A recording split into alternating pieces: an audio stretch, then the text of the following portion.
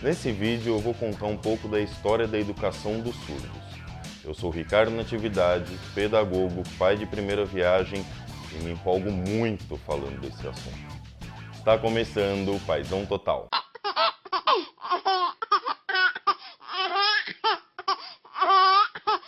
E aí, pais, beleza? Até mais ou menos 1770, 1780, os surdos eram tidos como retardados, como débeis mentais, porque não tinham como aprender e não se comunicavam com absolutamente ninguém. Mais ou menos nessa época, na França, em Paris, um padre viu dois surdos, mendigos, conversando em língua de sinais. Eles mesmos tinham inventado essa língua de sinais, dando característica de língua natural, ou seja, onde dois ou mais surdos estiverem, eles vão tentar se comunicar e vão acabar criando o que podemos chamar de língua. Então esse padre inventou o alfabeto manual, foi isso que ele inventou, justamente para fazer a ponte entre a língua de sinais francesa e a língua de sinais dos surdos, para poder instruí-los na língua de sinais francesa, usando a língua de sinais que eles mesmos tinham inventado.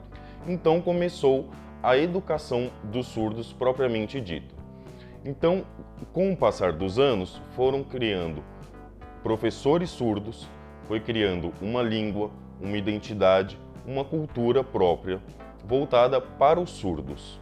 E eles começaram a se destacar. Já lá por 1870, uma galera começou a achar uma boa ideia ensinar os surdos a falarem. E realmente isso é possível. E um cara em especial se dedicou a inventar o primeiro aparelho surdo. Lógico que ele tinha muitos interesses, inclusive o primeiro aparelho foi para sua futura esposa. E ele via a surdez como uma doença a ser curada e possível de ser curada.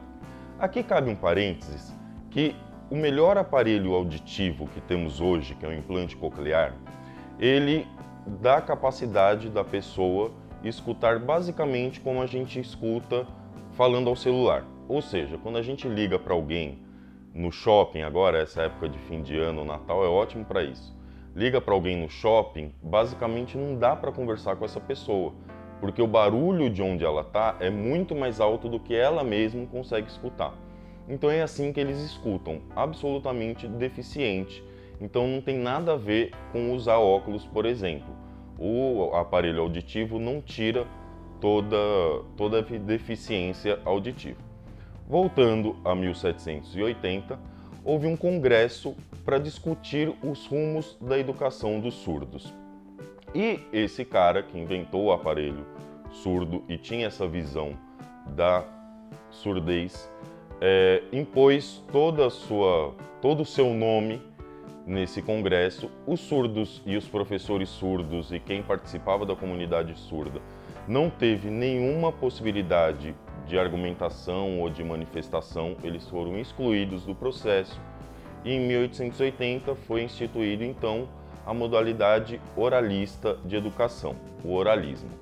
E por que esse cara conseguiu impor seu nome sobre uma educação que basicamente ele não sabia nada, ele era um inventor. E é exatamente aí que ele impôs o nome dele, Alexander Graham Bell, o inventor do telefone. Na verdade, o inventor do aparelho auditivo que virou o telefone. Ele inventou o telefone para o surdo. Desculpa, mas eu sempre acho graça desse paradoxo. E a modalidade oralista, basicamente, proíbe a língua de sinais nas escolas para os surdos, pelos surdos e de toda forma, porque ela vê a língua de sinais como um facilitador, coisa de preguiçoso. Então, se o surdo tem acesso à língua de sinais, ele fica preguiçoso e não aprende a falar, então a língua de sinais é prejudicial no processo de tornar o surdo o mais próximo possível do ouvinte.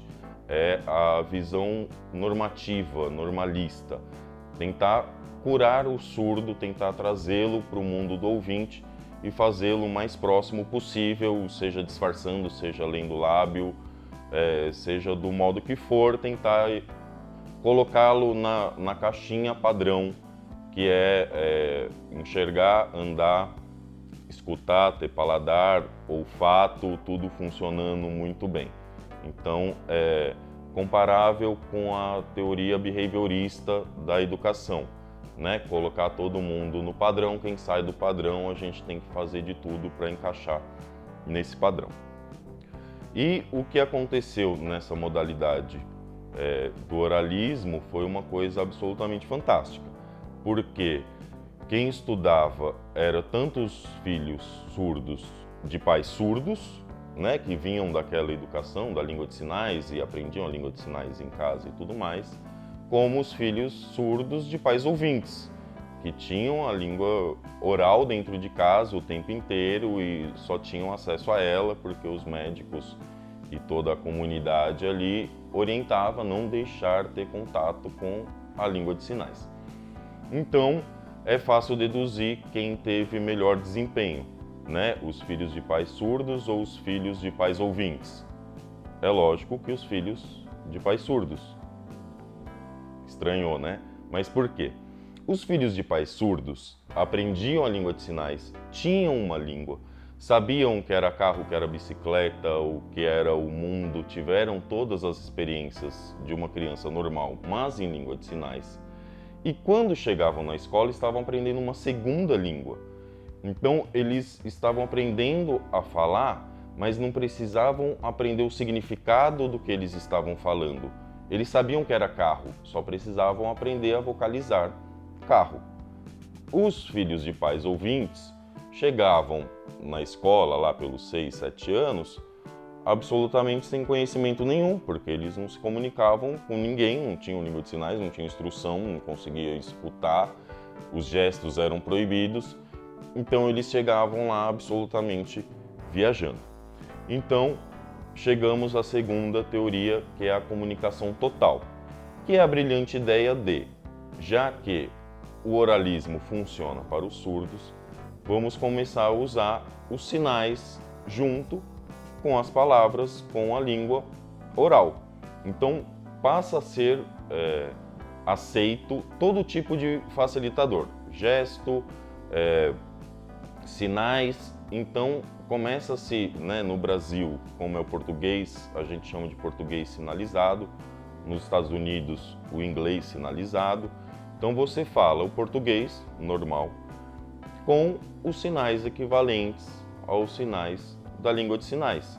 Então você dá os facilitadores para o surdo e passa a parte oral. Então é uma solução que pega o melhor dos dois mundos, não tem como dar errado. Simplesmente é a solução mágica de todos os problemas. Só que não. Essa teoria ignora um pequeno detalhe que não seria tão importante se não fosse o mais importante, que é o fato da língua de sinais ser uma língua própria, ser uma língua com uma gramática própria.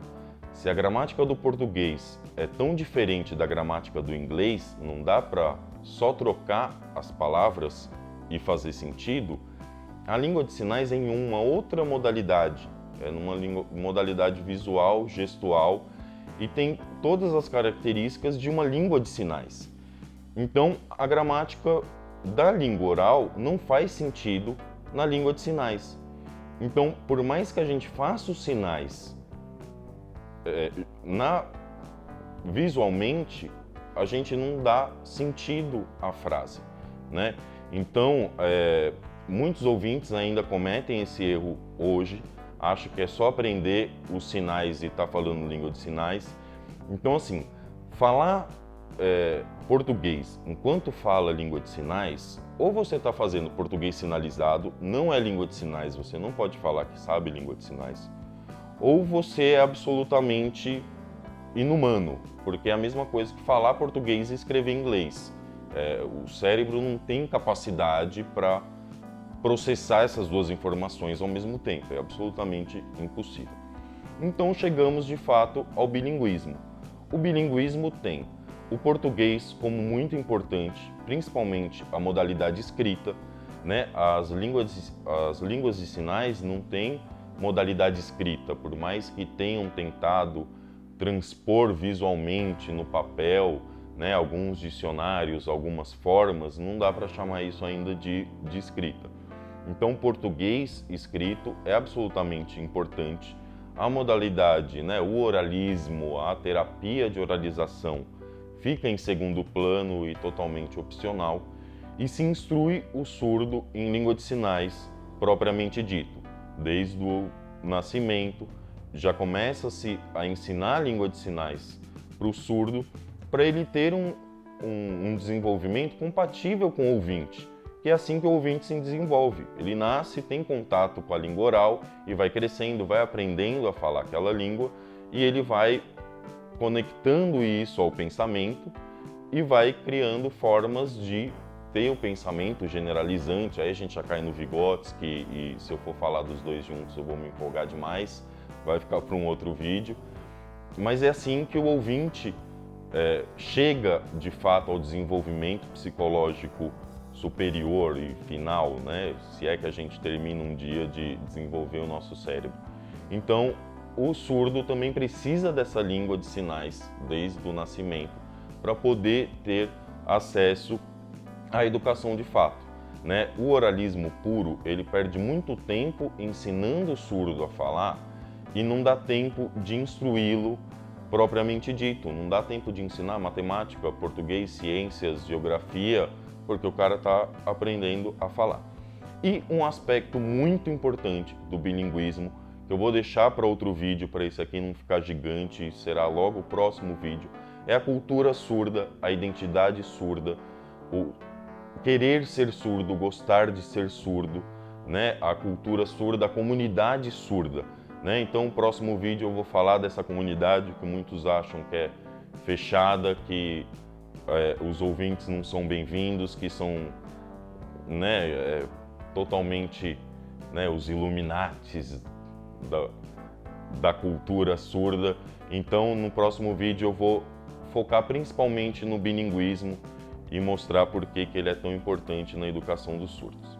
Obrigado, pais, obrigado, mães, e a todos que assistiram esse vídeo. E lembre-se, não é só participar, tem que ser paizão.